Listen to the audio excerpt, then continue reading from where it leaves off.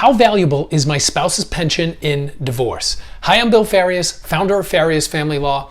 This is a very common question. We just spoke to someone about a week ago, and she's moving toward divorce. Her husband is a federal employee, and she wants to know what the value of this asset is. It's a long-term marriage, and she's planning for the future and retirement. So the best way to break this down is to first of all understand that pensions can be super valuable, right? The thing is with pensions, you cannot figure out the actual present cash value of a pension by looking at a statement. And the reason for that is that it's a different type of retirement account.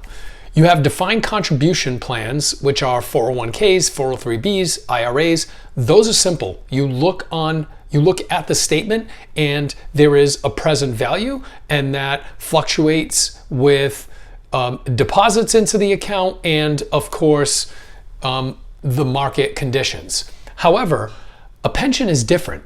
A pension is a stream of income in the future, right? It's when an individual retires, that person gets a certain amount of money, usually monthly.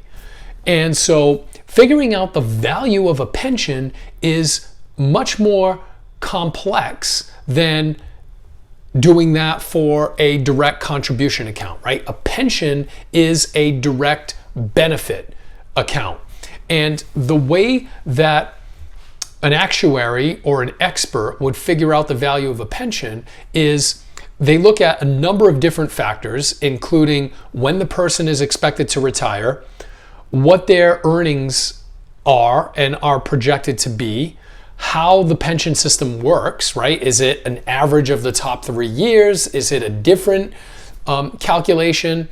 Different pension systems operate differently. They look at mortality rates, and then they do some math to figure out a present cash value of that pension.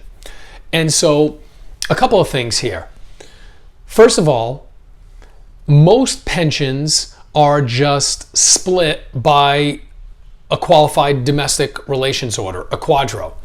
And so many times it's not necessary to figure out the present cash value of a pension, because what the parties end up doing is they just end up splitting the marital portion of that pension, and it's divided in the sense that when the payout begins, the spouses receive their respective shares, depending on what that marital portion looks like and how much of the pension is marital. But sometimes the parties want to do an offset, right? Sometimes the person who is not the individual who's going to be collecting the pension, but the spouse doesn't want a portion of that pension and instead wants more of a different asset. Maybe they want to keep more of their own retirement assets. Maybe they want more cash, right? Maybe they want to keep the house. So when the parties are looking to do an offset with a pension so that the other party keeps more of other assets and the person who's going to be collecting the pension keeps more of all of the pension, they have to do a pension analysis to figure out what the present cash value is. Because again, you cannot figure out this number by looking at a statement. And again, pensions are super valuable. Unless it's a very, very short-term marriage, chances are that your pension will be divided in divorce. At least the marital portion will be divided.